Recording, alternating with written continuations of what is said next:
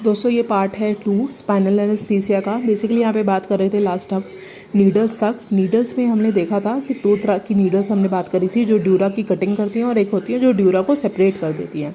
इसके अलावा जो बात है हमें याद रखनी है कि जो गॉज होता है नीडल का, जैसे कि 18 गॉज, 21 गॉज, 22, 25, तो हमें याद रखना है कि जितना ज़्यादा गॉज होगा उसका उस नीडल में, उतना ज़्यादा जो है पोस्ट लंबर पेन होगा, उसको हेडेक होगा उसको। तो हमें ये इस चीज़ का ध्यान रखना है। इसके अलावा बात आती है पोस्ट ड्यूरल पंचर हेडेक आखिर है क्या। तो बेसिकली ये स्पाइनल एनेस्थीसिया में हो जाता है। ड्यूरा कटिंग नीडल अगर हम लोग यूज़ कर लेते हैं तो उसकी वजह से हो जाता है। पैथोफिजियोलॉजी से यही कहती है कि CSF लीक हो जाता है इस पंचर को वक्त, इस वजह से भी ये हो जाता है। वैसे ये ज़्यादातर हेडेक के रूप में हमें मिलता है। 24 से 2 दिन तक ये हेडेक रहता है। ज़्यादातर ऑसिपिटल रीजन में ये दर्द फील होगा। उसके अलावा लो प्रेशर डल एकिंग ये का इसका नेचर रहेगा।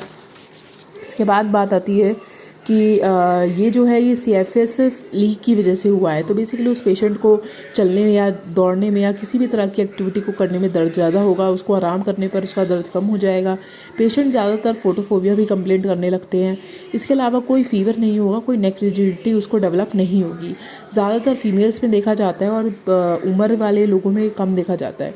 इसका ट्रीटमेंट तो यूजुअली सिंपल है कि हम लोग उसको बेड रेस्ट एडवाइस करेंगे। उस पेशेंट को बोलेंगे कि हेड डाउन पोजीशन में बैठे, या फिर हम उसको ज़्यादा से ज़्यादा बोलेंगे कि कैफ़ीन ले या फिर IV ड्रग्स ले, अपने आप को फ्लूइड हाइड्रेट रखे अपने आप को। और दूसरा होता है कि हम सिम्प्टोमेटिक ट्रीटमेंट दे देंगे। जैसे हेडेक का कंप्लेंट कर रहा है तो हम उसे पैरासीटामोल दे देंगे या कैफ़ीन एडवाइस कर देंगे।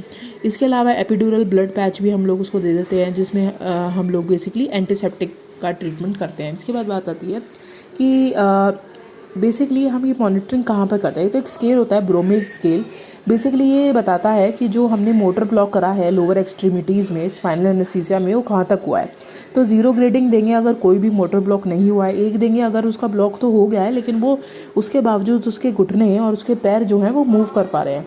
दूसरा वो होता है कि अगर ब्लॉक तो हो गया है लेकिन उसके बाद भी वो अपने पैर हिला रहा है, घुटने उसके ब्लॉक हो गए हैं, बंद मूव करना बंद कर दिया है। तीसरा होता है जब वो तीनों तरीके से उसकी लोअर एक्सट्रीमिटीज़ ब्लॉक हो जाती हैं।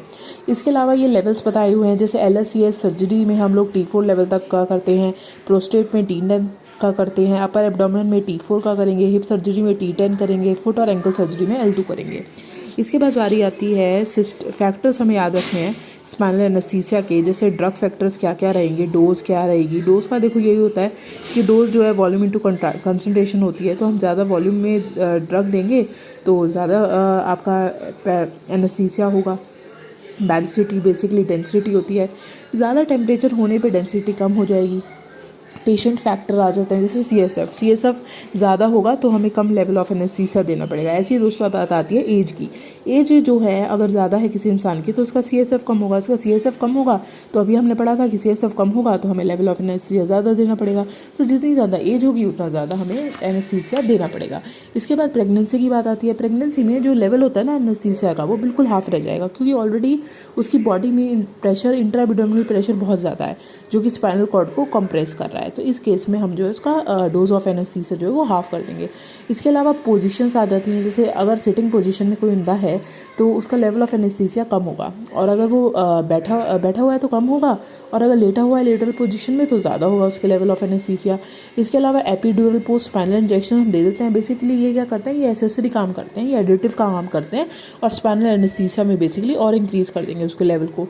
इसके बाद साइड इफेक्ट क्या आएंगे इस तरह के एनेस्थीसिया के। बेसिकली सिंपैथेटिक ब्लॉक हो सकता है। सीवियस में क्या होता है कि BB कम हो जाएगा, हार्ट रेट कम हो जाएगी, और बेसिकली सिस्टमिक वेस्कुलर रेजिस्टेंस जो है वो कम हो जाती है। रेस्पिरेटरी में जो साइड इफ़ेक्ट आते हैं वो ज़्यादातर T1 T4 के लेवल तक कुछ नहीं आते। T4 के बाद जो है लेवल ऑफ एनेस्थीसिया के फ़र्क आने शुरू हो जाते हैं। उसमें पेशेंट को रीअश्योरेंस भी डाल सकते हैं या उसको डिसिप्लिन डेवलप हो सकता है। तो हम 100% ऑक्सीजन और IPP भी दे देंगे। GIT में यूजुअली रिवर्स पेरिसेल्टिस होता है, तो इसकी वजह से पेशेंट को स्पिंटर रिलैक्स कर जाता है एनेस्थीसिया के केस में। तो हम उसको बोवल एंड ब्लैडर एम्प्टी रखते हैं। इसके अलावा हम उसका यूरिन में भी देखते हैं, क्योंकि यूरिनरी रिटेंशन ना हो जाए। कॉम्प्लिकेशंस क्या आती हैं स्पाइनल एनेस्थीसिया में कि यहाँ पर जो कोagulation एबनॉर्मलिटीज़ हैं वो ज़्यादातर डेवलप हो सकती हैं। एंटीरियर स्पाइनल आर्टरी सिंड्रोम हो सकता है, कॉर्डा इक्विनस सिंड्रोम हो सकता है, परमानेंट पैराप्लीजिया हो सकता है उस पेशेंट को अगर गलती से भी कुछ इधर उधर हो गया, या पैरालिसिस हो सकता है क्रेनियल नर्व का, जैसे सिक्स्थ नर्व का बहुत कॉमन है, ये बहुत कॉमन फैक्टर भी है। कॉर्ड इस्चीमिया डेवलप हो सकता है। अब इसके बाद आती है इसकी एब्सोल्यूट कॉन्ट्राइंडिकेशन, जैसे कि अभी हमने बात की थी, रेज्ड इंट्राक्रेनियल प्रेशर में देंगे, ब्लीडिंग डिसऑर्डर है तो नहीं देंगे, हाइपोवॉल्यूमिया है तो नहीं देंगे, ब्लड प्रेशर ज़्यादा है तो नहीं देंगे।